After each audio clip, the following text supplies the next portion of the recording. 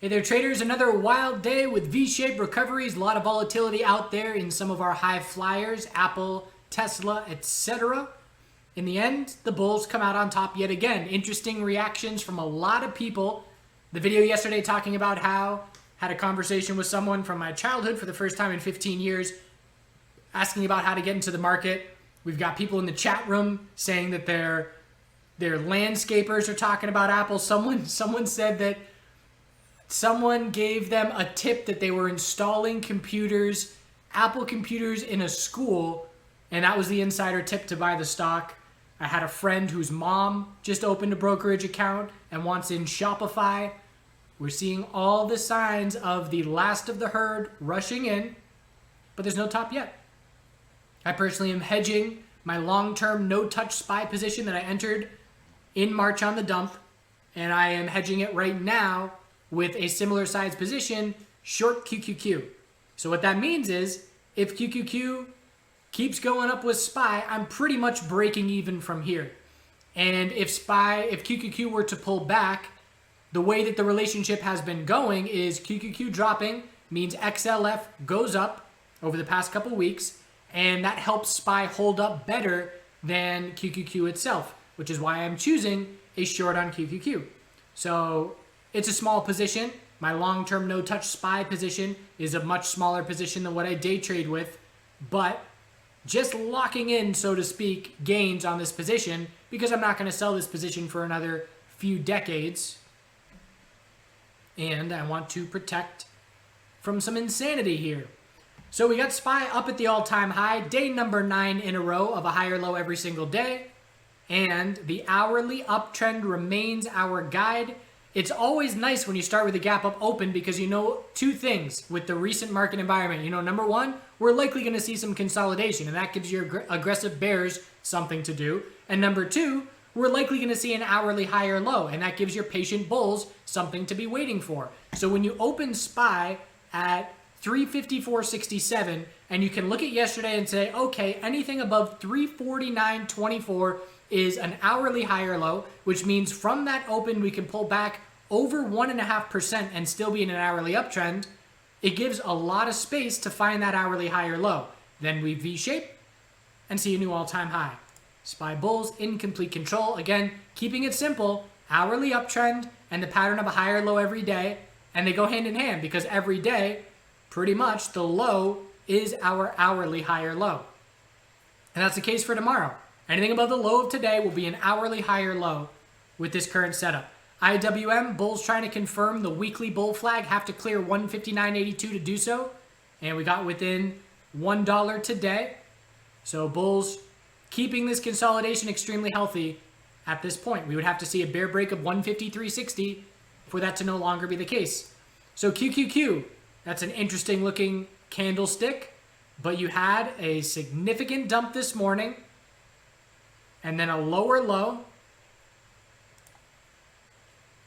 So lower high, lower low, the new lower low then was just an hourly higher low. So again, we see the gap up open and we say anything above 295.79 is an hourly higher low, which means the bulls have 2.5%.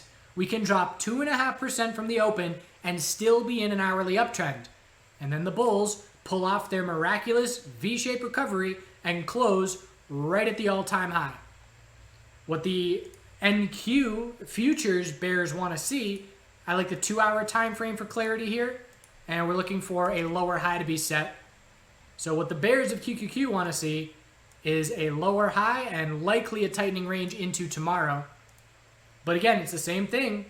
Higher low every day, 9 days in a row, all-time highs, and that's the pattern we're watching. The hourly uptrend is our guide.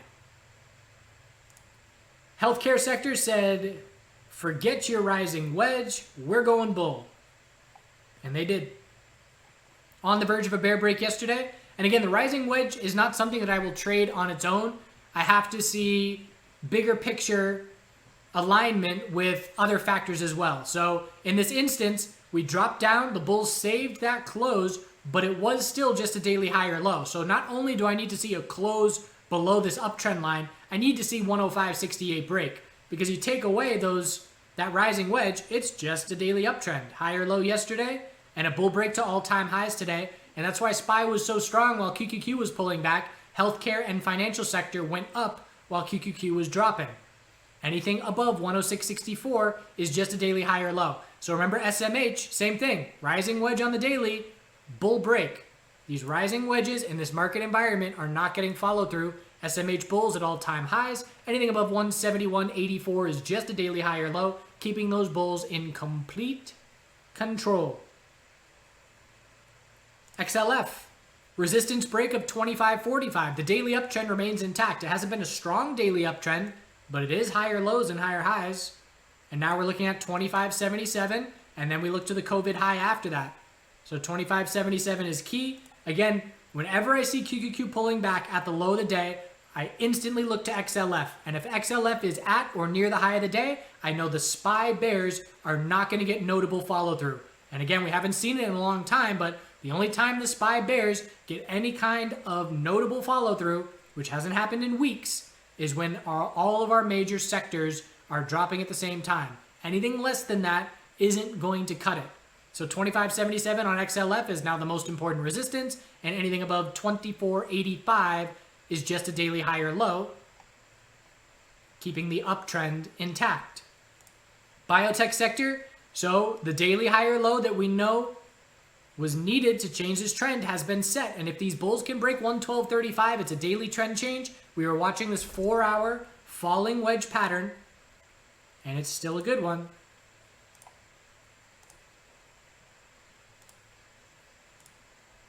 So there's your higher low, and now the bulls need the follow through over 112.35 to try and shift momentum back towards the bulls after multiple weeks of consolidation. The VIX is still slightly going up, even though the market's going up. So we've got our high of 27.10. It's a little top, double top. Very interested to see what happens to the VIX when we do see daily consolidation. Is it going to move up really hard and fast? Is it going to not really matter much because it's already pricing in, essentially, that the market's going to pull back? I am not sure. But interested in seeing what that reaction is going to be, because I can't recall a time, personally from my observation, where we saw this kind of slow and steady bull move in the volatility index as the markets were consistently marching higher on an everyday basis. The dollar's got a bounce underway. I was watching for that to potentially be a reason for stocks to pull back a little bit, because it was a reason for metals and cryptocurrency to pull back, but not for stocks. Downtrend support line, anything under 93.47 is just a daily lower high. Watching to see if the bulls can change the daily trend and get this weekly oversold bounce underway. Lower high every week for 9 weeks. Bulls need to break that pattern. Keep an eye on the dollar. So here's that gold pullback. 2 days of pullback with the dollar's 2 days of bounce. This equilibrium is beautiful. High, low, lower high, higher low, lower high. Anything above 1900 is a higher low. If we hold 1900, we're likely going to see this pattern tighten into next week. Silver broke bullish, but no follow through. $26 is the must hold support to maintain the daily higher lows. Miners trying for that daily higher low. Pretty strong close. Miners were weaker than gold yesterday and stronger than gold today. So a little bit of back and forth action, but bottom line is it's still in its equilibrium. 39.59 was the most important support, and right now the most important resistance for me is 43.31. Make that 43.13. Come on, line. Tightening up, potentially waiting for next week to give us a break. Oil, finally a rising wedge that broke bear. So, I didn't get a position. I'm too distracted to watch all these tickers all day, answering questions and such. But again, I can view that. I can look at this chart and say, oh, I should have went bearish. I should have done this. I would have had this much profit and yada yada.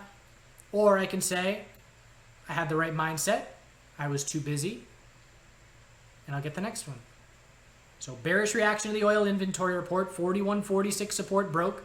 So the daily higher lows are broken. And now we zoom out and look at the weekly uptrend.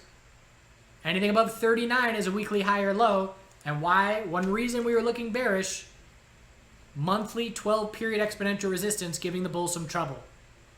No big deal as long as 39 holds, but we've also pulled back enough now that when next time we bounce, we look for the daily lower high compared to 43.78. 4-hour time frame, just looking for a lower high on this bounce. Natural gas also consolidating. And again, this consolidation could have something to do with the dollar bounce as well. Generally speaking, sounds like it's a helicopter.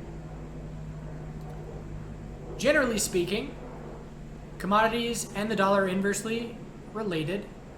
So natural gas lost the daily uptrend, which means zoom out. And again, very healthy consolidation at this point. Still a possible weekly bull flag. Next time we bounce, we'll be watching for the potential of a lower high compared to 264. But again, no major red flags on the longer term chart. And again, use your Fibonacci levels to know when is it likely going from a bull flag to an equilibrium. And the answer is once you pull back more than the 382 mark, which is about 222. Hold 222, weekly bull flag still alive. Lose 222, weekly equilibrium then becomes the most likely scenario. So some nice Tesla bounces out there today. Lot of downside action. Congrats to the bears.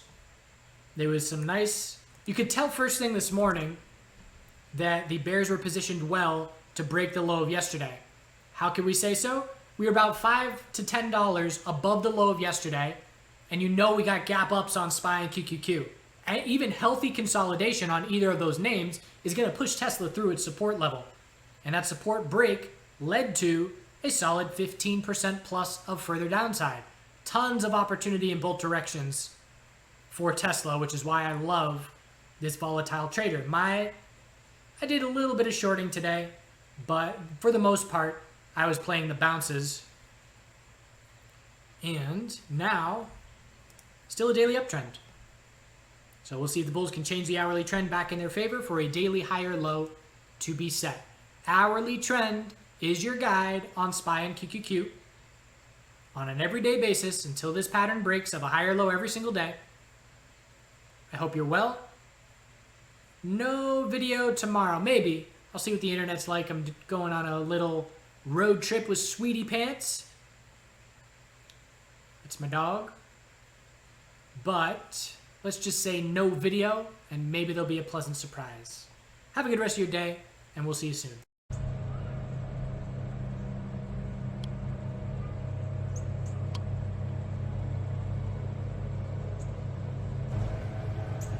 Check out these beans. That's insane. Oh man, they're fuzzy and that's my first time touching them. It's fuzzy and limp.